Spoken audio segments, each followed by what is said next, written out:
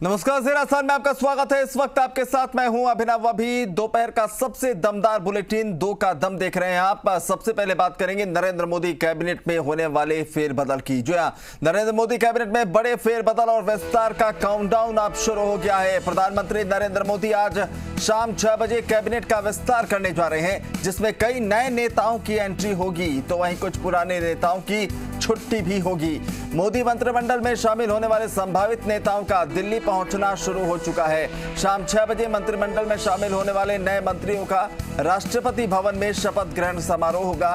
राजस्थान से 2 चेहरों को जगह मिल सकती है, ऐसे कयास लगाए जा रहे हैं। मंत्रिमंडल में जगह मिलने की उम्मीद है। चूरू सांसद राहुल कसवा को मंत्रिमंडल में जगह मिलना लगभग तय माना जा रहा है। चित्तौड़गढ़ सांसद सीपी जोशी, सीकर सांसद स्वामी सुमेधानंद भी मंत्री बनने की रेस में है। अर्जुन मेघवाल का राज्य मंत्री से प्रमोशन हो सकता है, यानी कि वो कैबिनेट मंत्री बन सकते हैं। सांसद भूपेंद्र यादव ने पीएम मोदी से मुलाकात की है, तो ये तमाम चीजें इशारा कर रहे हैं कि राजस्थान से भी कुछ नए चेहरों को टीम मोदी में जगह मिल सकती है। और आज शाम 6 बजे राष्ट्रपति भवन में शपथ ग्रहण होना है। कई संभावित नाम अलग अलग राज्यों की अगर बात करें तो दिल्ली पहुंचने का सिलसिला लगातार जारी है। कई सारे लोग पहुंच भी चुके हैं। माना यह जा रहा है कि एक तारतम्य बिठाने की कोशिश होगी, एक सामंजस्य बिठाने की कोशिश होगी, जिसमें सोशल इंजीनियरिंग का भी ख्याल रखा जाएगा, पॉपुलैरिटी का और जमीनी पकड़ को भी ध्यान में रखते हुए मंत्रिमंडल में जगह दी जाएगी।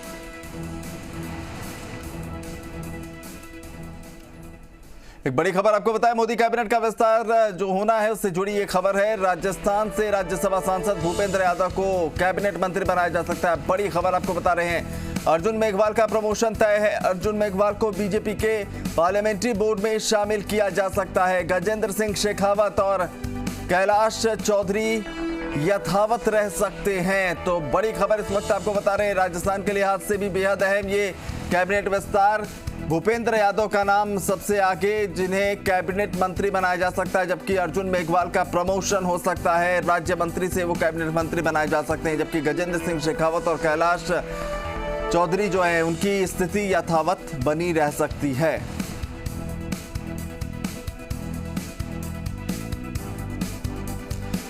चलिए, तो ज्यादा जानकारी के लिए साथ हमारे सहयोगी दिल्ली से मनोहर बिश्नोई और जयपुर से शशि मोहन जुड़ रहे हैं हमारे साथ। उनका रुख करते हैं। सबसे पहले दिल्ली चलेंगे। मनोहर, क्या कुछ हलचल है? माना जा रहा है कि जिन लोगों को टिकट मिल चुका है या कहीं हरी झंडी मिल चुकी है वो तो दिल्ली पहुंचने लगे हैं, लेकिन अभी भी चूंकि वक्त है, राजस्थान से कौन कौन लोगों के नाम आगे चल रहे हैं और क्या कोई वहां पर पहुंचा है?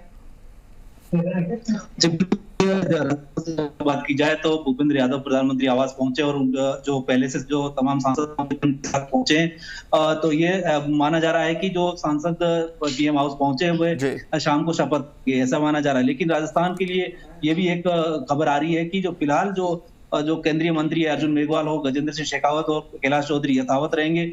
और ये भी बताया जा रहा है कि अर्जुन मेघवाल का प्रमोशन हो सकता है, क्योंकि उनको पार्लियामेंट्री बोर्ड में लिया जा सकता है और साथ ही उनका जो कद है बढ़ाकर राज्य मंत्री से कैबिनेट मंत्री बनाया जा सकता है। इसके अलावा जिस तरीके से राजस्थान के अन्य सांसदों का जो कयास लगाया जा रहा था, चाहे चूरू सांसद राहुल कसवा की बात की जाए, चाहे सीपी जोशी की बात की जाए, चाहे सुमेधानंद की बात की जाए, लेकिन फिलहाल उनके लोगों का कहना है और उन सांसदों का कहना है कि हमारे पास अब तक कोई मैसेज नहीं पहुंचा है।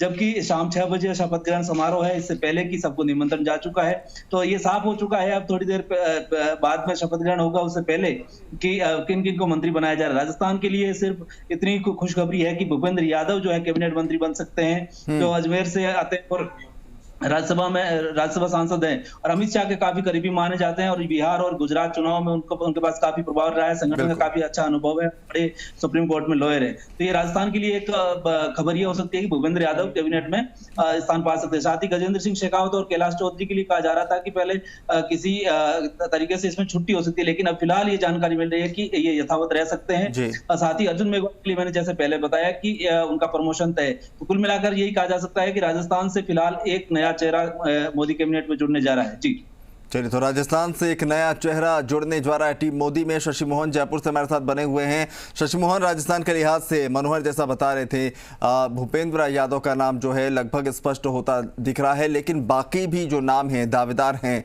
उम्मीदें लगाए बैठे हैं, उनके जो समर्थक हैं वो भी उम्मीदें लगाए बैठे हैं। कितना महत्वपूर्ण राजस्थान के लिहाज से टीम मोदी का ये विस्तार?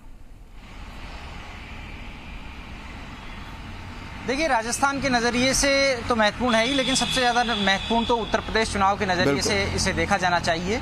और जो बीजेपी की कहने का नज़रिया है कि गवर्नेंस के नज़रिए से वो देखा जाना चाहिए। इस विस्तार के बाद ऐसा माना जा रहा है कि मोदी सरकार अब तक की सबसे युवा कैबिनेट होगी। अब तक की जो भी केंद्र सरकारें रही हैं उनमें सबसे युवा कैबिनेट होगी। जहां तक बात भूपेंद्र यादव की है, उनका नाम शामिल होना तय हो गया है। अब से थोड़ी देर पहले प्रधानमंत्री ने उन सभी चेहरों को अपने घर चाय पर बुलाया था जिनको केंद्रीय मंत्रिमंडल में शामिल किया जा रहा है। ये एक औपचारिकता है। इससे पहले आपने देखा होगा कि 30 मई को जब 2019 में सरकार बनी थी, मोदी के दूसरे कार्यकाल में शपथ ग्रहण था, उससे पहले भी इसी तरह मंत्रियों को चाय पर बुलाया गया था जिनके पास में बुलावा आ गया था और जिनको मंत्रिमंडल में शामिल किया जाना था। बहरहाल भूपेंद्र यादव पर फिर लौटूंगा, लेकिन उससे पहले बता दें कि सांसद सुमेधानंद सरस्वती के पास में फोन अभी तक नहीं आया है। और इसी तरह सीपी जोशी का नाम, जो एक युवा चेहरे के रूप में भाजयुमो के प्रदेश अध्यक्ष रहे हैं, बीजेपी के उपाध्यक्ष हैं, उनका नाम बहुत अपेक्षित था कि आ सकता है। भूपेंद्र यादव और सीपी जोशी दोनों ही ऐसे नाम थे जो यूपी चुनाव को भी साधते हैं काफी हद तक। लेकिन सीपी जोशी के स्टाफ से हमारी बात हुई है, उनके पास अभी फोन नहीं आया है। और फिलहाल सीपी जोशी चित्तौड़ कलेक्ट्रेट में दिशा योजना जो है उसको लेकर के अधिकारियों की बैठक ले रहे हैं। तो इससे साफ हो जाता है कि सीपी जोशी दिल्ली में नहीं है और उनको अभी बुलावा नहीं आया है जी। तीसरी बात जो कैलाश चौधरी के लिए कही मनोहर ने, कैलाश चौधरी सेफ जोन में आ गए हैं। राजस्थान के जातिगत समीकरणों को देखते हुए, सोशल इंजीनियरिंग को देखते हुए जाट समाज से भी केंद्र में मंत्री अब तक रहे हैं। पिछली बार आपको ध्यान होगा कि पीपी चौधरी को ले लिया गया था मंत्रिमंडल में, वो सीरवी समाज से आते हैं और जाट समाज ने इस बात को पार्टी को नाराजगी जताते हुए कहा कि जाट को मंत्री नहीं बनाया गया। उसके बाद में सीआर चौधरी को कैबिनेट में शामिल किया गया था, जो तब नागौर के सांसद थे, लेकिन अब नागौर की सीट कोएलिशन में एनडीए गठबंधन के तहत आरएलपी के लिए छोड़ दी गई थी। बहरहाल जाट चेहरे के रूप में अगर देखा जाए तो कैलाश चौधरी अगर बाहर होते तो उनकी जगह या तो सुमेधानंद सरस्वती ले सकते थे या राहुल कसवा ले सकते थे। राहुल कसवा युवा हैं चेहरा, और राहुल कसवा के यहाँ से भी अभी पुष्टि नहीं हो रही है कि उनको बुलाया गया है कि नहीं बुलाया गया। बीजेपी के हलकों में ये बात जरूर चर्चा में है कि अगर राहुल कसवा केंद्र में मंत्री बनते हैं तो राजस्थान बीजेपी में सबसे भारी जिला अगर कोई होगा तो वो चूरू जिला होगा, क्योंकि चूरू ऐसा जिला है जहां से मौजूदा प्रदेश अध्यक्ष सतीश पूनिया मूल रूप से आते हैं। सतीश पूनिया ने अपने जीवन का पहला विधानसभा चुनाव चूरू जिले से ही लड़ा था और इसके साथ में चूरू से ही प्रतिपक्ष के उपनेता राजेंद्र राठौड़ आते हैं। देखिए, राहुल कसवा के बैकग्राउंड की बात करें तो अच्छे पढ़े लिखे युवा हैं, समझदार हैं, परिपक्व नेतृत्व उनका है, दूसरी बार सांसद बने हैं। साथ में उनके पिता राम सिंह कसवा जो 4 बार के सांसद रहे हैं, उनका पॉलिटिकल एक्सपीरियंस भी काफी हद तक उन्होंने देखा है घर में राजनीति होते हुए। और राम सिंह कसवा विधायक रहे हैं, उनकी माँ कमला कसवा वो भी विधायक रही हैं। लेकिन राहुल कसवा के नाम की पुष्टि अभी नहीं हो रही है। एक बार फिर कह रहा हूं, हालांकि उनके जो करीबी लोग हैं वो ये दावा कर रहे हैं कि राहुल कसवा को मंत्रिमंडल में शामिल किया जाएगा। ऐसे में आप देखिए कि भूपेंद्र यादव का नाम आने के क्या खास कारण रहे। दरअसल भूपेंद्र यादव 2010 में बीजेपी के राष्ट्रीय मंत्री बने थे।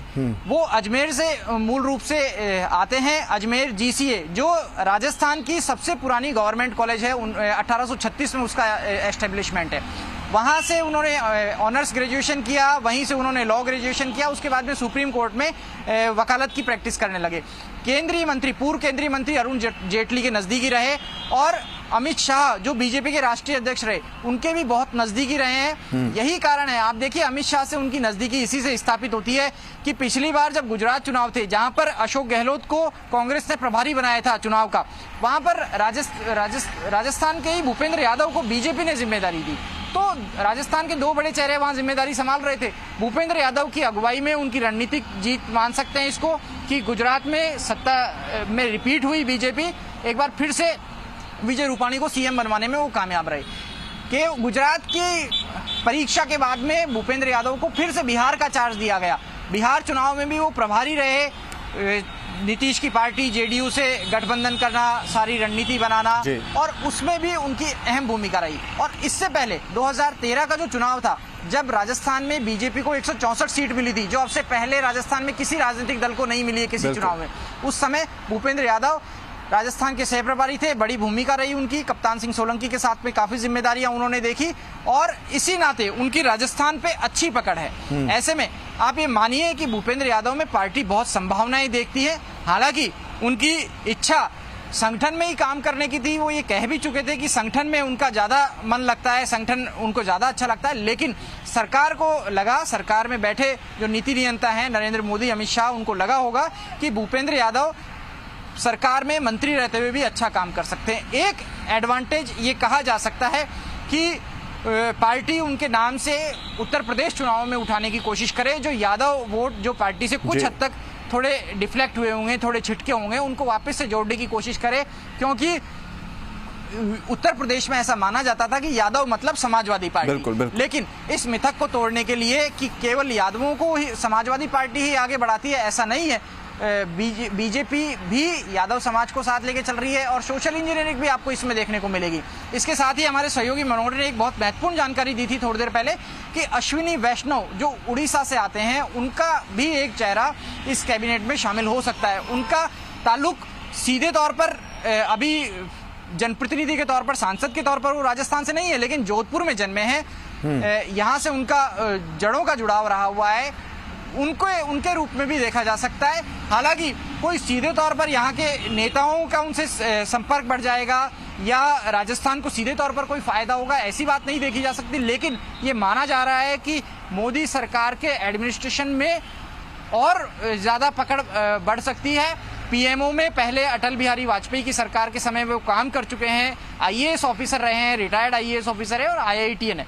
तो तकनीकी के मामले में, समझ के मामले में ऐसा कहा जा सकता है कि ये मंत्रिमंडल पहले के मंत्रिमंडलों से और ज्यादा बेहतर होगा। एक खास सौगात मिलेगी अर्जुन राम मेघवाल को, जो अब तक एक से ज्यादा बार बेस्ट पार्लियामेंटेरियन, सर्वश्रेष्ठ सांसद के सम्मान से नवाजे जा चुके हैं। अभी संसदीय कार्य मंत्री भी हैं, हालांकि वो प्रहलाद जोशी के साथ में संसदीय कार्य का सपोर्टिव रूप में भूमिका निभाते हैं, एमओएस हैं, राज्य मंत्री हैं, लेकिन उनका एलिवेशन हो सकता है। देखने वाली बात यह है कि उनका एलिवेशन स्वतंत्र प्रभार वाले राज्य मंत्री के रूप में होता है या फिर कैबिनेट मंत्री के रूप में। हालांकि उनके जो समर्थक हैं उनको ये उम्मीद है। आपको यहाँ शशि मोहन रोकना चाहेंगे, एक बड़ी खबर आ रही है, अपने दर्शकों को बता दें इस वक्त की सबसे बड़ी खबर